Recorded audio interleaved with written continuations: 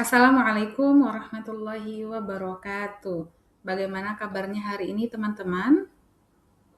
Ya, alhamdulillah luar biasa.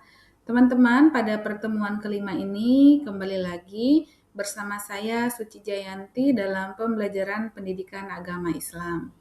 Pada pertemuan ini kita akan membahas lebih lanjut mengenai audit hati dan niat, di mana nanti kita akan belajar mengaplikasikan syu'ab al-iman secara nyata, bermakna dan mengembirakan.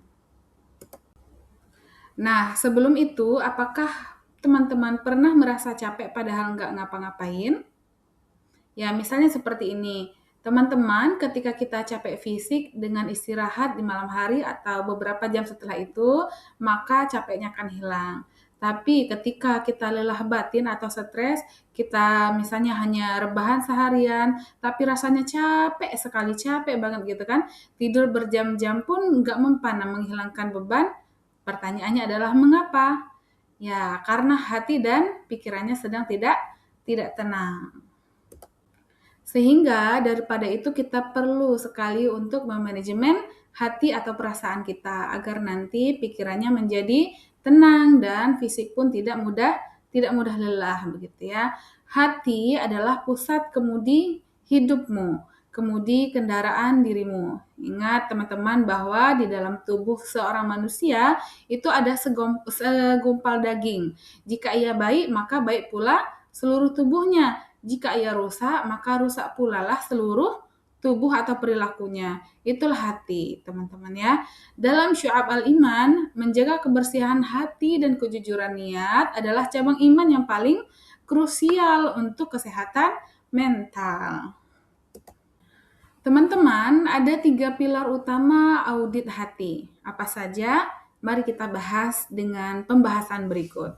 Yang pertama adalah ikhlas. Kita meluruskan niat murni. Karena siapa teman-teman?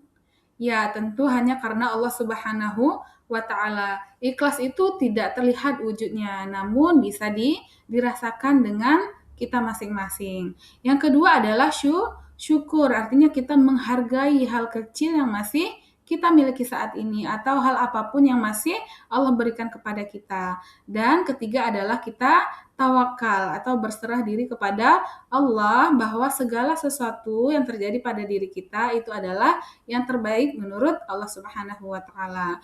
Misalnya kita bekerja keras dan belajar maksimal, lalu kita menitipkan segala hasilnya karena akhirnya nanti itu yang akan menjadikan kita lebih tenang. Ada sebuah seni untuk menjaga keikhlasan. Ikhlas itu ibarat semut hitam yang berjalan di atas batu hitam yang licin, di tengah kegelapan malam yang pekat. Ia ada, namun sulit dilihat kasat mata. Selanjutnya yaitu syukur, artinya kita menerima semua apa yang Allah berikan kepada kita ya. Cara tercepat mengundang tenang. Nah, ini ada 3 hal positif setiap hari yang bisa kita lakukan bersama. Misalnya, menuliskan minimal 3 hal kecil yang kamu syukuri setiap malam sebelum tidur, terbukti secara psikologis itu dapat menurunkan tingkat kecemasan hingga 25%. Bahkan teman-teman, Allah Subhanahu wa Ta'ala berfirman dalam Quran surah Ibrahim ayat 7 yang artinya, jika kamu bersyukur, niscaya aku akan menambah nikmat kepadamu. Sehingga syukur ini yang harus selalu kita pupuk setiap harinya. Nah, selanjutnya tawakal. Teman-teman, tawakal itu bukan pasrah tanpa usaha, namun tawakal dimulai dari ikhtiar yang 100%. Misalnya belajar giat, bekerja keras, yang itu adalah bukti dari kita sudah berusaha, bukan langsung menyerah sebelum bertarung. Kemudian melepas kendali hasil. Kita menyadari bahwa hasil akhir adalah hak prerogatif Allah Subhanahu wa Ta'ala. Kita fokus pada proses, nanti Allah yang akan menentukan hasil. Sehingga nanti kita akan berdamai dengan kegagalan jika yang terjadi adalah sesuatu yang tidak kita harapkan. Berikut ada langkah konkret yang bisa teman-teman lakukan dalam kehidupan sehari-hari. Dengan cara teman-teman membuat template jurnal harian, mulai dari hari Senin sampai dengan Minggu. Mengenai waktu auditnya, yaitu ada 2 waktu ya, pagi hari dan malam hari. Nah, pagi hari adalah untuk kita membuat atau memastikan niatnya dalam setiap aktivitas itu apa yang akan kita niatkan. Nah, kemudian direfleksi pada malam hari atau dievaluasi. Hari ini apa yang sudah dilakukan ya, apa yang perlu diperbaiki dan lain sebagainya. Target distribusi energi hatimu. Teman-teman, ada presentase yang bisa teman-teman lakukan.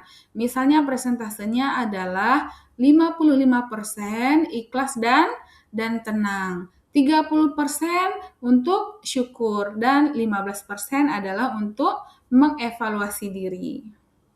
Oke, selanjutnya adalah bagaimana jurnalmu dinilai. Nah, teman-teman bisa perhatikan berikut kriteria penilaiannya. Skor 4 itu sangat baik, skor ketiga baik, dan skor 2 cukup. Ini yang akan menjadi kriterianya adalah kejujuran refleksi, penerapan materi, dan akhirnya ada analisis. Baik, teman-teman, itu materi kita pada pertemuan kelima ini. Semoga bermanfaat dan dapat dipahami. Jika nanti ada pertanyaan, teman-teman bisa tanyakan di WA grup kita atau langsung personal chat ke tutor paket C. Selalu semangat dan semoga dimudahkan untuk mengamalkan. Wassalamualaikum warahmatullahi wabarakatuh.